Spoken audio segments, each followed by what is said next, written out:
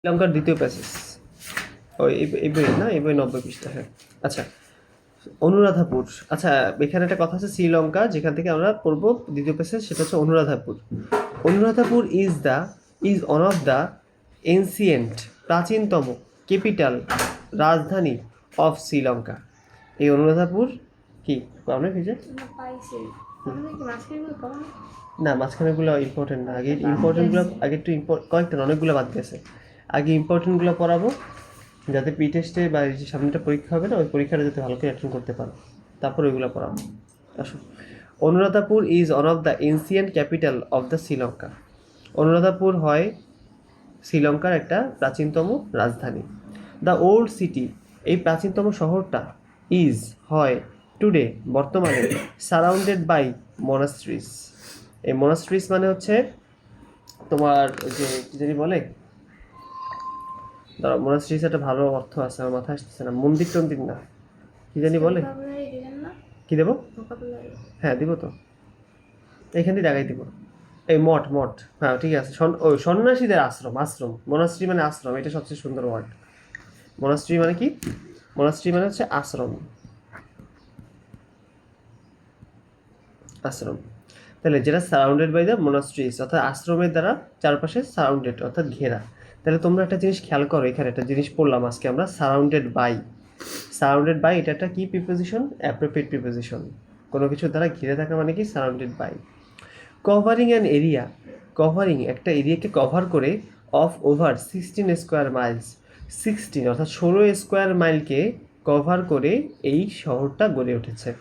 The city is also significant in Hindu legend, এই শহরটা আরও গুরুত্বপূর্ণ কাদের জন্য? Significant in Hindu legend. না না, শ্রীলঙ্কার শহর, শ্রীলঙ্কা পড়তেছি। হ্যাঁ হ্যাঁ, শ্রীলঙ্কার শহর। সেখানে এটা হিন্দু লেজেন্ডের একটা খুবই গুরুত্বপূর্ণ জায়গা। লেজেন্ড মানে কি? কিংবদন্তি। এই কিংবদন্তি কি? যারা পরিবর্তন নিয়ে আসে, বদন্তি না, যারা পরিবর্তন নিয়ে আসে। As the capital of king Ravan, Ravana, এখানে ইংলিশে রাভানা, বা আমরা এসে বলি রাবণ, রাবণের, রাজা রাবণের এটা রাজধানী ছিল। ওই যে রাবণ পড়ছি না আমরা, মহাভারতে রাবণ পড়ছি ওইটা। এরপর বান্ডালা ন্যাশনাল পার্ক, ঠিক আছে, বুন্ডালা, এটা বান্ডালা। বান্ডালা ন্যাশনাল পার্ক সম্পর্কে পড়বো। Bundala national park is one of the Sri Lanka's leading destination. Leading destination মানে মানে দর্শনীয় স্থান ফর বার্ড ওয়াচার, অর্থাৎ বার্ড ওয়াচার মানে কি? চিন্তা করো তো, একজন বলো বার্ড ওয়াচার মানে কি? পাখি, হ্যাঁ এটা একটা ভালো কথা বলছো। মানে কি? যারা পাখি শিকারী, ঠিক আছে। এই যে, হ্যাঁ বুঝিনি। হ্যাঁ, পাখির দস্যু বলা যায়, বলতে পারো তুমি চাইলে, কিন্তু পাখি শিকারী এটা সবচেয়ে ভালো শোনায়। তাহলে বার্ড ওয়াচার। এবং এখানে তোমার আরও কিছু, এটা ওই যে থাক না, তোমরা দেখো নাই আশা করি। দেখছো গেম অফ থ্রোনস? দেখছো? দেখো নি? আচ্ছা। এত হ্যাটাসে মাছটা খারাপ হয়েছে। ওকে, তাহলে যারা পাখি শিকার করে। The park is also home to large population, এই পার্কটা, এই যে পার্ক, এই পার্কটা একটা বড় পপুলেশন অফ এলিফ্যান্ট, হাতির, ক্রোকোডাইলস, ক্রোকোডাইলস মানে কি? ক্রোকোডাইল নারিকেল, হ্যাঁ কুমির। অ্যান্ড টার্টলস মানে কচ্ছপ। অ্যান্ড লিওপার্ডস, লিওপার্ডস মানে কি? লিওপার্ডস মানে হচ্ছে তোমার ওই যে চিতা আছে না, সে চিতা। লিওপার্ড মানে চিতাবাঘ, লিওপার্ড মানে চিতাবাঘ। ওকে, এরপর হচ্ছে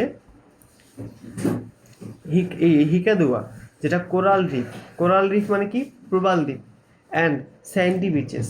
এবং আমরা এই শ্রীলঙ্কার কিছু দর্শনীয় স্থান সম্পর্কে পড়তেছি, ঠিক আছে। হিকাদুয়া, এই হিকাদুয়া ইজ এ লিটল টাউন, এটা একটা ছোট শহর, অন দ্য সাউথ কোস্ট, কোথায় মনোযোগ? দক্ষিণ উপকূলে of Sri Lanka. It is well known, এই ওয়েল নোনের পর কি হয়? ওয়েল নোন ফর, দেখছো? ওয়েল নোন ফর অর্থাৎ পরিচিত, সুপরিচিত। আবার নোন টুও হয়, কিন্তু নোনের পর কি হয়? Known to. Okay, well known for, হ্যাঁ না, নোন টু মানে পরিচিত, ওটাও সুপরিচিত, ঠিক আছে। তারপর it's beach, known for its beach, এটা সমুদ্র তীরের জন্য পরিচিত, এবং কোরালস এবং প্রবালের জন্য পরিচিত।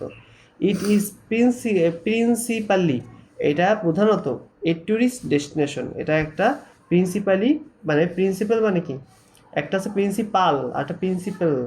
প্রিন্সিপাল মানে হচ্ছে নীতি অথবা মূল, আর প্রিন্সিপাল মানে অধ্যক্ষ। তাহলে প্রিন্সিপালি এ টুরিস্ট ডেস্টিনেশন, এটা ভ্রমণ স্থান, দর্শনীয় স্থান। অ্যান্ড সার্ভস, এটা সার্ভ করে a great beach with option to surf snorkel and enjoy the sun. Surfing করে, দেখছো সমুদ্রের তীরবর্তী স্থানে সার্ফিং করে। প্যাসেজ কি শেষ এখানে? আরও আছে? ও আচ্ছা, ওকে ওকে। এবার দাম্বুলা, এই দাম্বুলা এটা একটা শহর যেখানে হচ্ছে গিয়ে তোমরা পাশে ছবিতে তোমরা দেখতেছো না, ছবি আমি এখান থেকে দেখতেছি। মেজর অ্যাট্রাকশন, অর্থাৎ বড় বড় যে আকর্ষণগুলো আছে অফ দ্য সিটি, এই শহরের, তার মধ্যে একটা হচ্ছে বিগেস্ট, সবচেয়ে বড় অ্যান্ড গ্রেটেস্ট হচ্ছে পটেড কেভ। পটেড কেভ মানে কি? পটেড মানে হচ্ছে তোমার হাতে একা, ঠিক আছে? পটেড, হ্যাঁ, গুহা দেওয়া। কেভ মানে তো গুহা, আর পটেড বলতে কি লেখা দেখো, তৈরি করা গুহা, পটেড কেভ টেম্পল কমপ্লেক্স। আচ্ছা, না ওভাবে, হ্যাঁ গুহা, এটা গুহা, একটা মন্দির আছে, যে মন্দিরের নিচে গুহা আর কি, যেটা বলে কমপ্লেক্স অফ শ্রীলঙ্কায়।